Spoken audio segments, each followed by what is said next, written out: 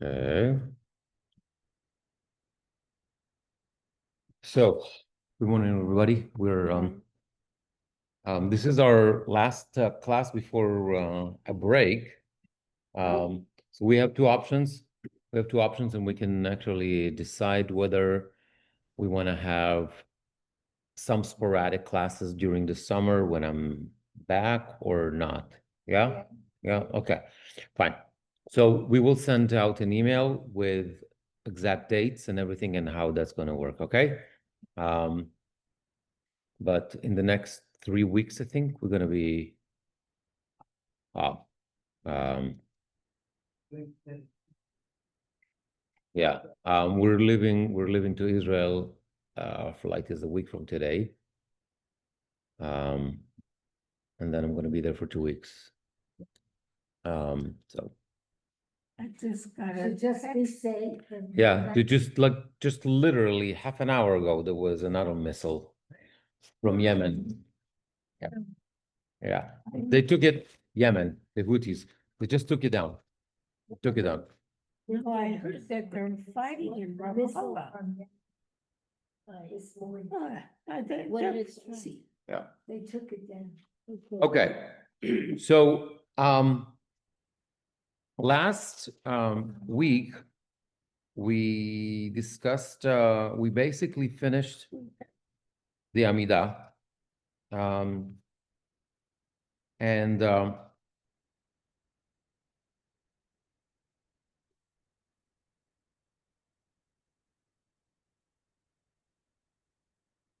we spoke about Yule Ratzon. Yeah, we spoke about Elohim Tzor. Okay. So today we're going to finish the Shacharit service. And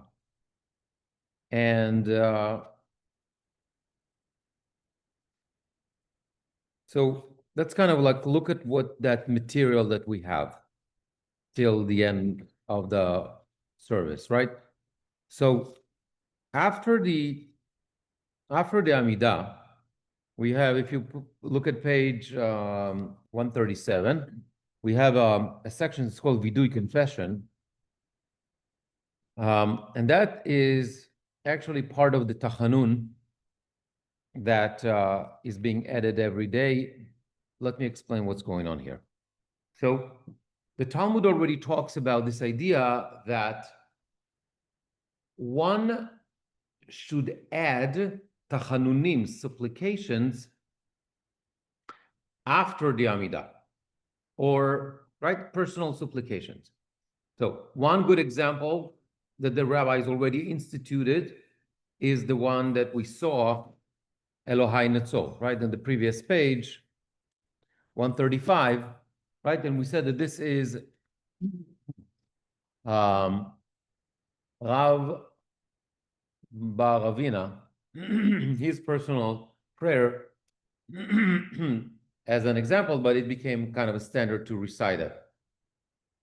What the rabbis did is they added more, okay? They added more tefillot, and what we see is that all that section, all the way that we're going to go all the way to the full Kaddish, it becomes extension of the Amidah. However, because these are extensions, and the further we go away from the Amidah, there's kind of like, we go down in terms of the, I don't want to say importance, but the strictness that we have, right? So for example, during the Amidah, if somebody, even if it's something that that is important, like, you know, betzorchei tzibur, or has to do with the community, or something that is, or somebody say hello to you, which usually in certain parts of the tefillah you're allowed to say back, but in the Amidah you're not allowed to do that, right? So we already discussed, for example, that in the last paragraph on Elohai Netzol, if there's a baruch, if there's a kaddish, if there's like, you know, that stuff, then you do reply, unlike the, you know, the earlier, or the Amidah itself. So you see that the level of strictness is going down, right?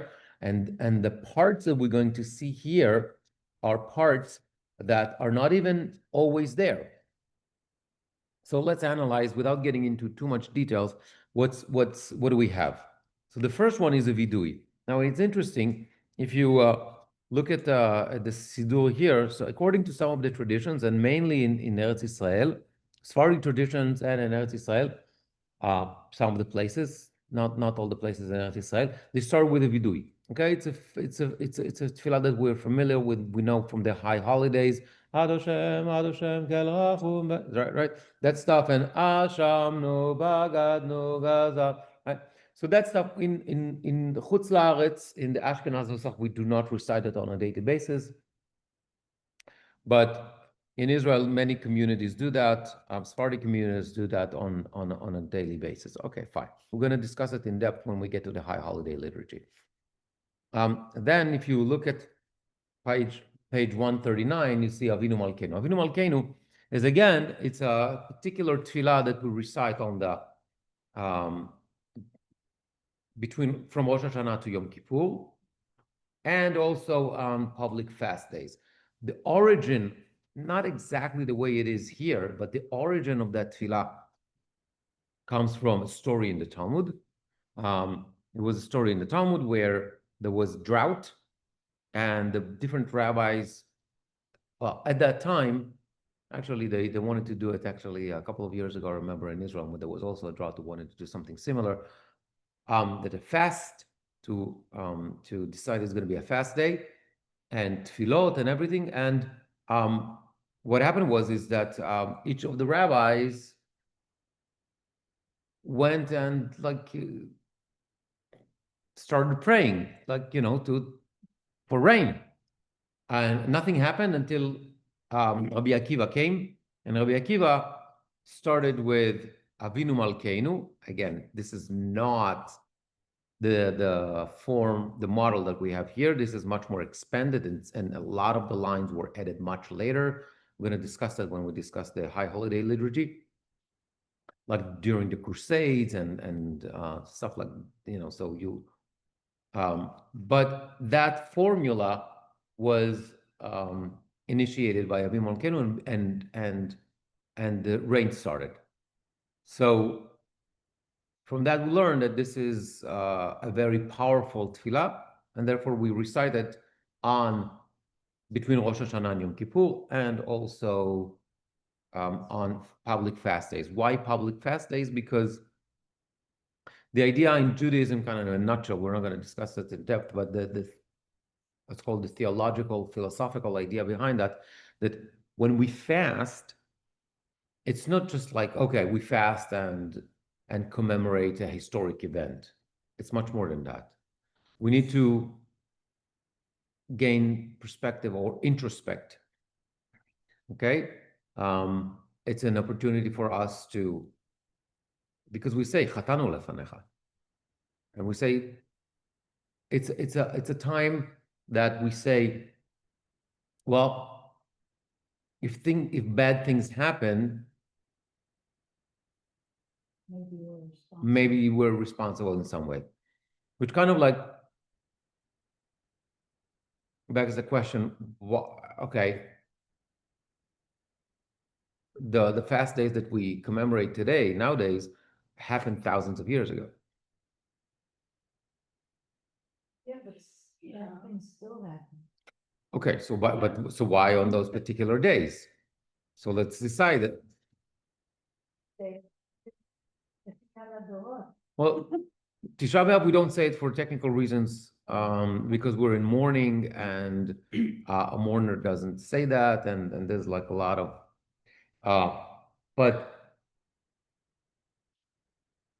in the not very long history, communities used to have, by the way, both Ashkenaz and Sephardim, special fast days and days of introspect and tefillah and all that kind of stuff when tragedies happen. Okay, most famous is crusades, pogroms, that kind of stuff. And there were different times of the year where different communities commemorated different days, plagues, I mean, we know, for example, if you look through the slichot, you'll see that there's certain slichot that we recite, God forbid, for when there's all sorts of um, diseases that especially attack children. Okay, if you think about, hundreds of years ago, 1,000 years ago, very spooky thing. Oh, yeah. Okay, correct. But apparently we're talking about like something that was, kind of like, you can think of like something that was probably viral or something that was limited in time. Why do we keep saying? Ah. Because are they in 100 years from now, if there's no Israel, they're gonna do 11? Maybe not. She's not, but I'm saying, on a theoretical. Why do things that are not for today? Right, and that's exactly the. Maybe today, like COVID. Okay. So that exactly. So now you're touching. I don't want to open like the whole thing, but I think that this is where you're touching upon one of the biggest challenges that we have I think in Jewish liturgy. How you create a balance between the tradition, the past, the text of the past, the traditions of the past, all that kind of stuff, and make it relevant for today. Okay, so I'm going to give you the two extremes. Okay, the two extremes. In the Haredi community, it's like, let's take it to the extreme. Why am I wearing even like the clothes, like, with the fur and everything, even though I live in Tel Aviv, in Israel, and it's like 100 and whatever degrees?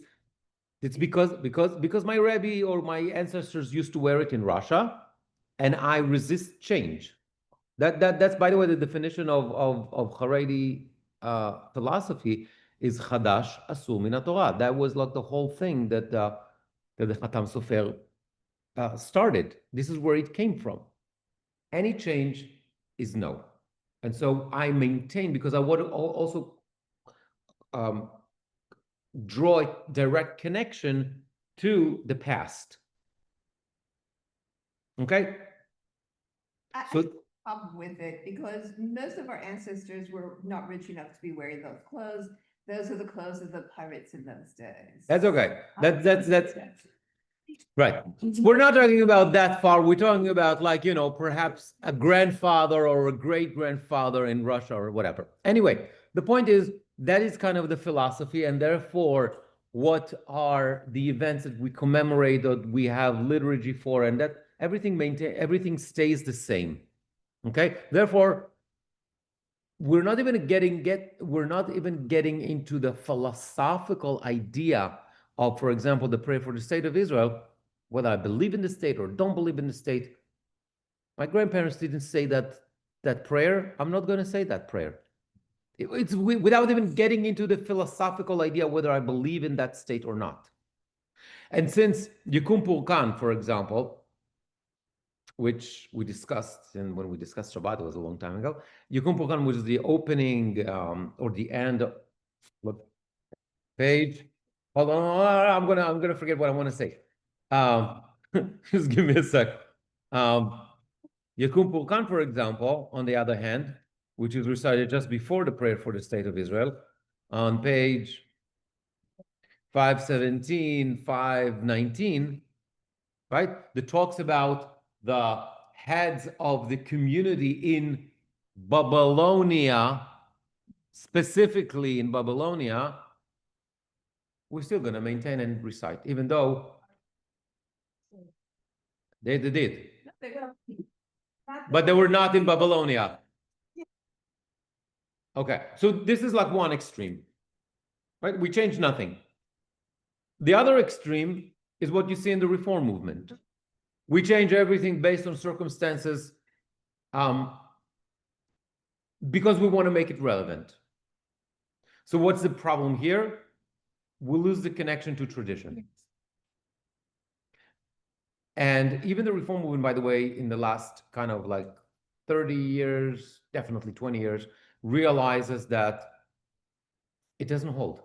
tradition is something that is very, very important, meaningful to people, and therefore a lot of the changes that they went back and went more traditional, not because of the philosophical idea behind it, but rather because they realized the role of tradition. So the question for us, we don't live in any of those extremes. What do we do? How do we find the balance? And that's, I think, our biggest challenge.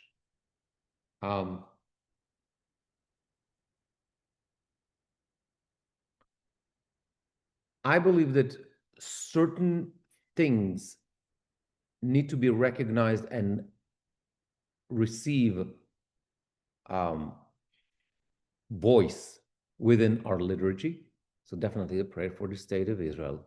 And maybe there's a reason to remove that prayer for the head of state in Babylonia and focus on, the congregation, the United States of America that we live, the state of Israel, like our context. I'm totally open for stuff like that. Especially when there's no theological ideas behind that. There's no theological ideas behind that. It fit the time. We can make minor changes. So, for example, we spoke shortly about Nachem, the prayer that we add on Tisha B'Av, that talks about the desolation and the ruins of Yerushalayim. Okay, maybe it's time to update that and create within the language of that. And we went over a couple of examples. One of the most, just reminding that one of the better examples were made by Rabbi Eshshalom here in the neighborhood. He created a version as well. And maybe there's a room for stuff like that. So you maintain the tefillah because we want a connection to tradition and all that kind of stuff. But minor changes are not so terrible to update it, to make it relevant to our times. If you remember, we spoke about the second bracha before the Shema in the morning. Yeah, in Ava Rabba, ותוליכנו קוממיות לארצנו or בארצנו, right? So in Israel, a lot of people decided to switch it from the Lamed to the Bet because we're already in Israel, so we need to walk upright in our land, not to our land, we're already in the land. Stuff like that. So I think this is one approach. So we need to, if you don't mess it up, if you don't create something that changes, first of all, the theological, philosophical ideas, is like minor changes within the traditional text, I think that is the right approach, if possible. Definitely when it doesn't conflict with theological or fundamental ideas of the tefillah. That's number one. I think it's a positive, I think it's a good thing to do because at the end of the day, we need to have this connection to the tefillah. The other thing that we can do, and that's what we do, is we learn it in depth. So we find new meanings in those ancient texts. Right? A lot of the stuff that we talked about throughout the year, I'm sure that my grandparents and great-grandparents didn't think along those lines because they lived in a different reality. Okay? Society was different. The way people thought was different. All that kind of stuff was different. But we still recite the same text. And I think that that's the beauty of Judaism and the beauty of religion and tradition, that you can say the same stuff, you can, it has a different interpretation, but you still say the same stuff. Okay, and if this is something that helps us connect, by all means. Now, which brings us to this idea of Ta'anit Tzibur. So Ta'anit Tzibur, I wholeheartedly believe that it falls to one of those cases. In other words, do I want to get rid of the fast of Esther? Not necessarily. because it connects to the narrative, it connects to our tradition, that kind of stuff. The other fast days, definitely until the temple is not built, it makes sense to maintain them, right? Because they all commemorate the different stages of the destruction of the temple. However, if there's something, Tzom Gedalia is one of the stages, is those that. But for example, if there is a situation, whether it's a severe drought, whether it was COVID, definitely in the beginning where people didn't know what to expect and how to deal with that, I think it should find expression within our tefillot. And I think that the problem is that most of the rabbis are afraid of that. They're afraid of making those changes. They're afraid of doing that. I'm, for example, I'm very proud that we here at Bet Jacob, for the first over a year of the war, since October 7th, we said Avinu Malkeinu every day. That's good. We said Avinu Malkeinu every day, even though it's high holidays, because it's time of distress. And you recognize it, and we added, and we said even on Shabbat in the beginning, which is very, very unusual. Okay, when things got a little bit better, we stopped doing that, and then when the war with Iran started, we started again. Thank God it ended quickly. Yeah, so it worked. Yes, and here I think is where you see the difference between communities. I see, like, for example, on social media now, immediately after the war with Iran, there was like a whole discussion how to express Thanksgiving for that. And there was like a whole discussion. So some communities decided to, have like, add some stuff. We sang a song on Shabbat. Okay. Fine. But how do you find expression within the tefillah for stuff that happens in your life? Now, does it have to be with a formal part of the tefillah? Can it be like, okay, it's up to you, up to the rabbi. Do that, because one community is gonna do it one way and one another way. Isn't that the Jewish way? Yeah. Sephardim do one thing, Ashkenazim do one thing. And by the way, today we have like, kind of like, we say it Ashkenazim and Sephardim and like, but in especially before the Holocaust in Europe, you know how many different variants you had? You had even like within the Nusach HaTfilah, even like, every community did their own thing. That's the beauty. We spoke about that. The diversity doesn't mean uniformity. It means diversity, and that's fine. And you know what? If I live in a community that does that, and then, when somebody else does it in a different, it's fine. As long as it resonates, it's fine, right? So the question becomes like, how to create the balance, and every community deals with that in a different way. Why not eliminate something that's irrelevant and put something? So the question becomes, what is irrelevant? Well, like you said. dance. You could put, so some people think it's irrelevant, and by the way, some communities eliminate that. Not so much within what we are used to the Orthodox community. Why? Because you don't change. No one even knows what they're saying. Okay. Now you talk reason. You can't add reason into that, okay? But I can tell you that this exactly was the decision of the conservative movement to and this is why they took it out. We have no problem with the tefillah, they said, but we are not in Bavel. Makes sense.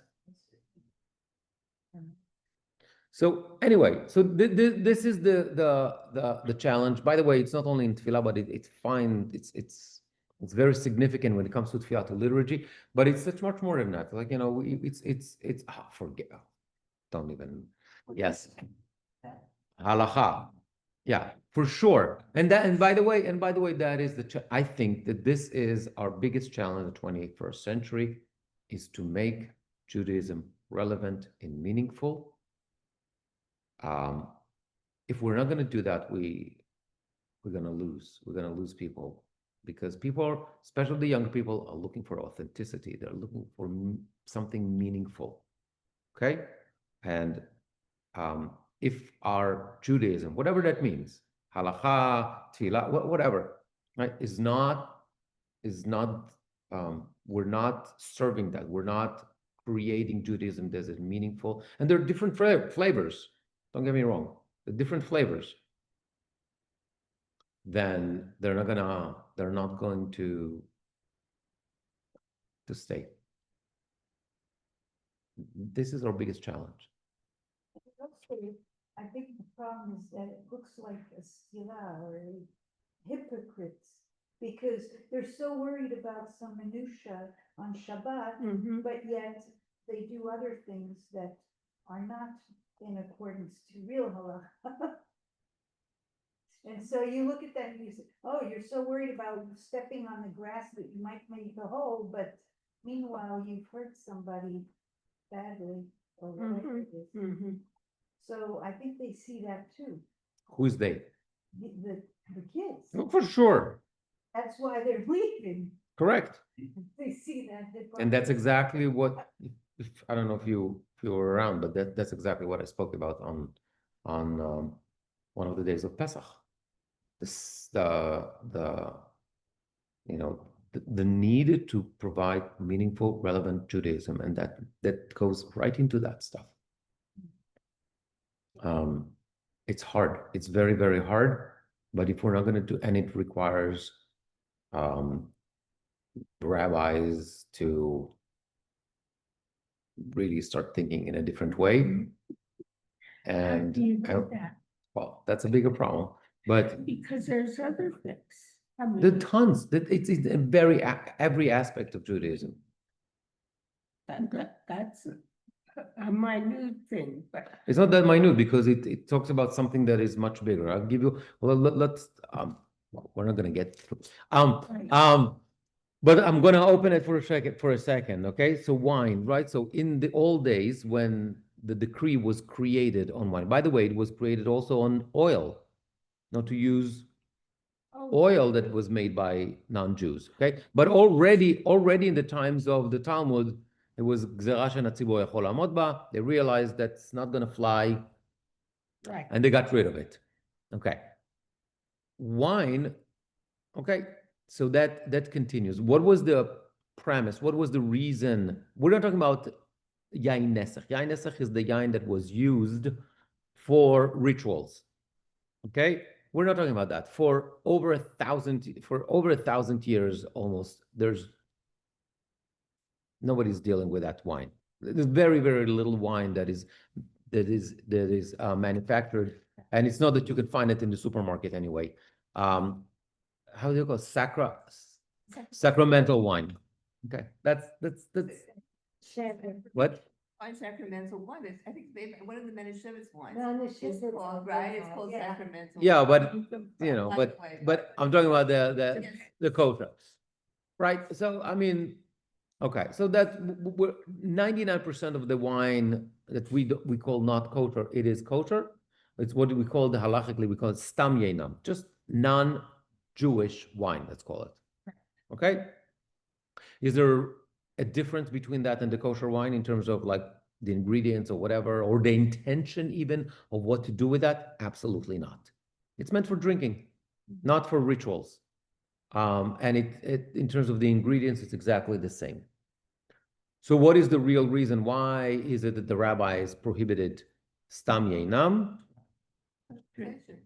For social reasons. For social reasons. When you get drunk and you might sit down with your, non-Jewish people, friends, and stupid things can happen when you're drunk. Okay? You made certain promises, you sign contracts, you do whatever. Okay, fine. I might be like a very valid and important reason. Here's the thing.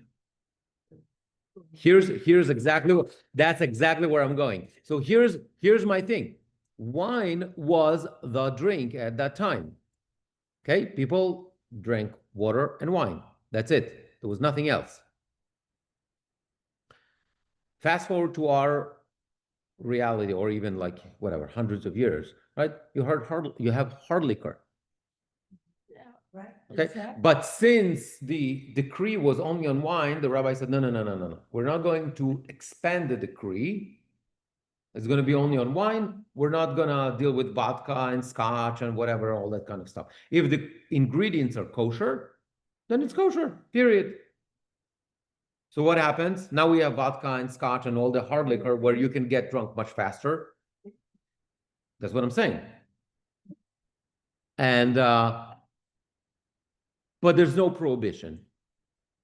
You can sit with your non-Jewish friends in the bar and drink liquor and vodka and whatever. That's halachically permissible, but to have a glass of wine, no. Which is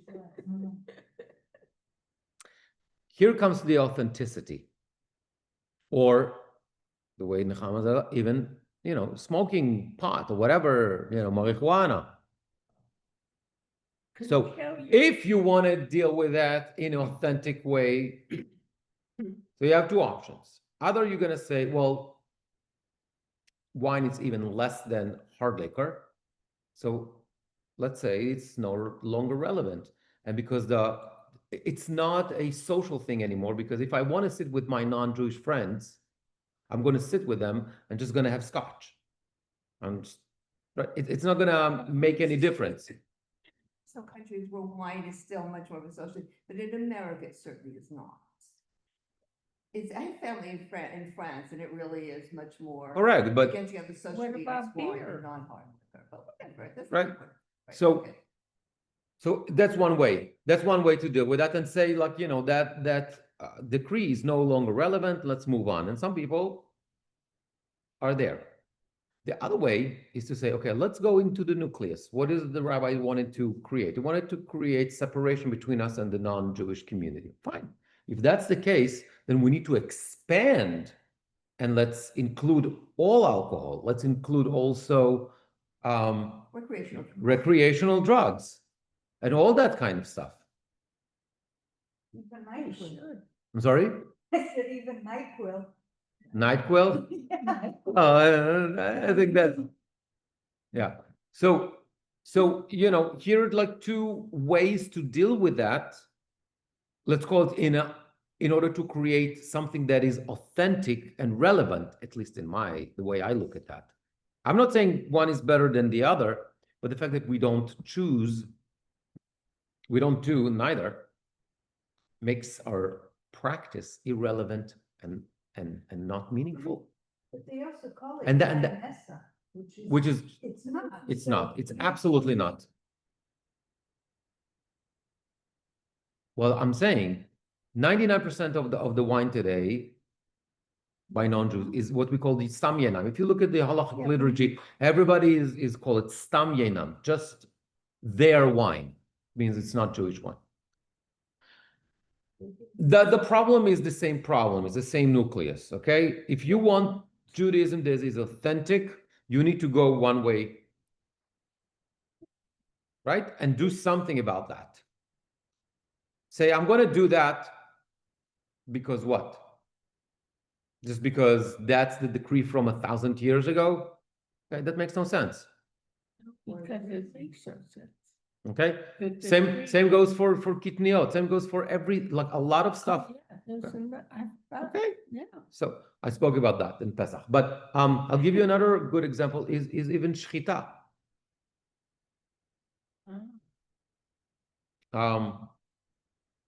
Right, so we are commanded to eat only The French.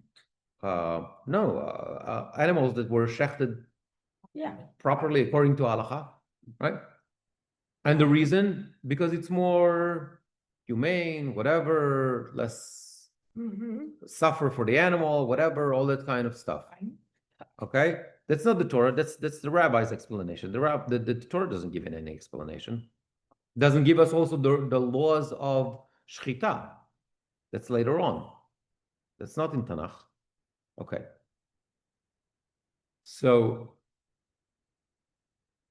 if we indeed were talking about this idea that we want more humane, more whatever, then there are better ways to kill an animal than, right? There are better ways, more humane.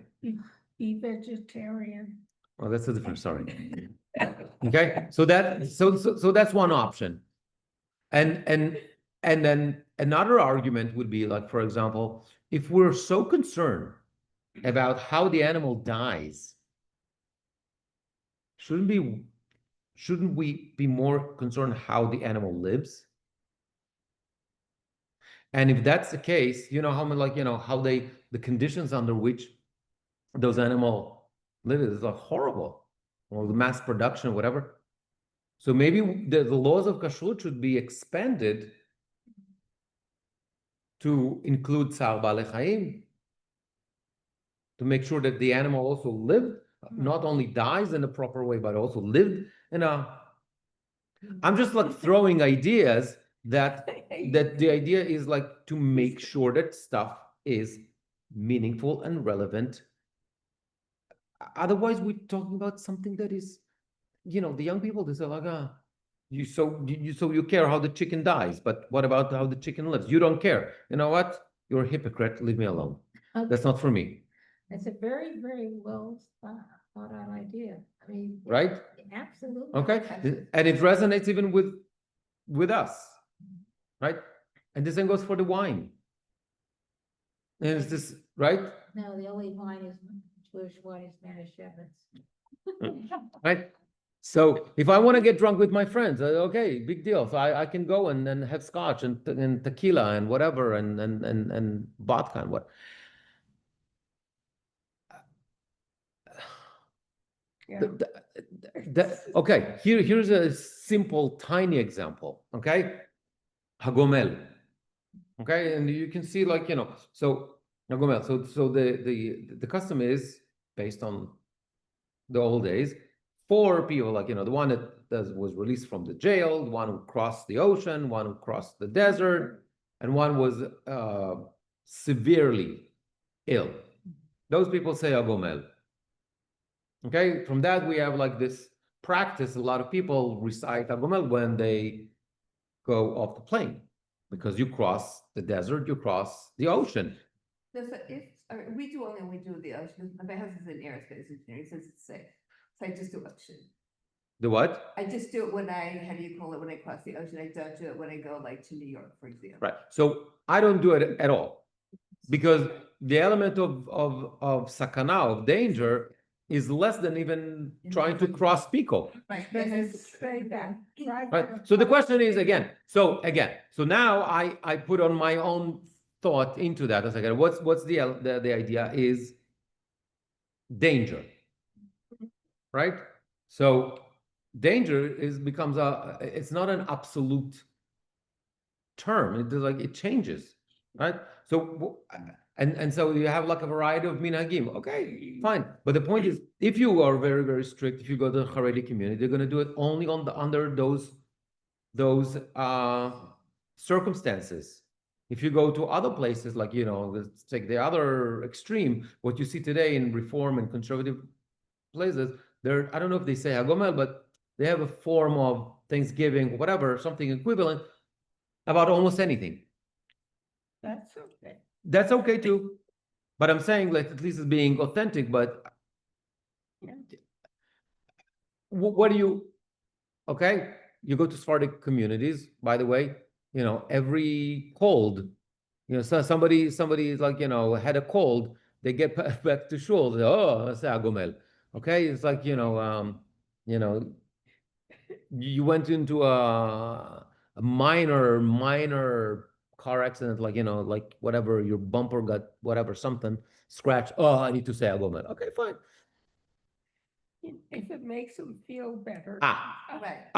Okay, and that's the point. If it makes them feel better, so you say, okay, okay, because that's a personal thing, it's between them and God. You want to, you know, express it that way, or maybe you're going to say, thank you, Hashem, that's fine. I don't care. But when it comes, but you're saying it's up to the individual. Okay, if that's up to the individual, and that's exactly my point. If it's up to the, why not when it comes to halacha, to the yain, when it comes to shchita, when it comes to all that kind of stuff.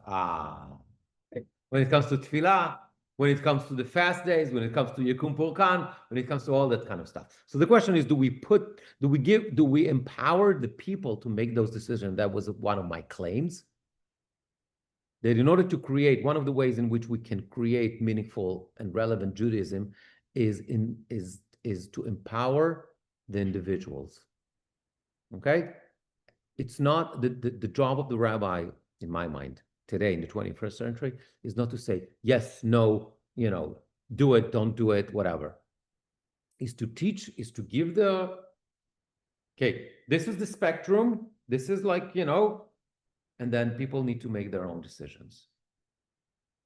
That's like it. Why? Right, see. Like everybody's gonna do all the things. And so what? It's between them and God. You have to have a framework that sticks. When I said spectrum, right? This is the halachic spectrum. No, I'm not saying fluff. I'm saying, look, if I'm a rabbi, I think, okay, well, let's make it simple. If I'm a rabbi of a congregation, okay, if I'm a rabbi of a congregation, somebody comes to me with a question. Yeah. I think that my job is not to say yes or no, but rather say, okay, here's the spectrum within the halachic framework. Okay, you have from here to here. Okay, this is the These are the possibilities. These are the possibilities. That's the spectrum. That's your framework. Okay. The rest is on you. I'm not going to tell you because who knows your circumstances and your needs and your personality and all that kind of better than you. It's very problematic. Rabbis don't want to do that because it involves being a rabbi. It involves a lot of ego, a lot of power, and they need to let go of that stuff. I can't believe that I'm saying that online.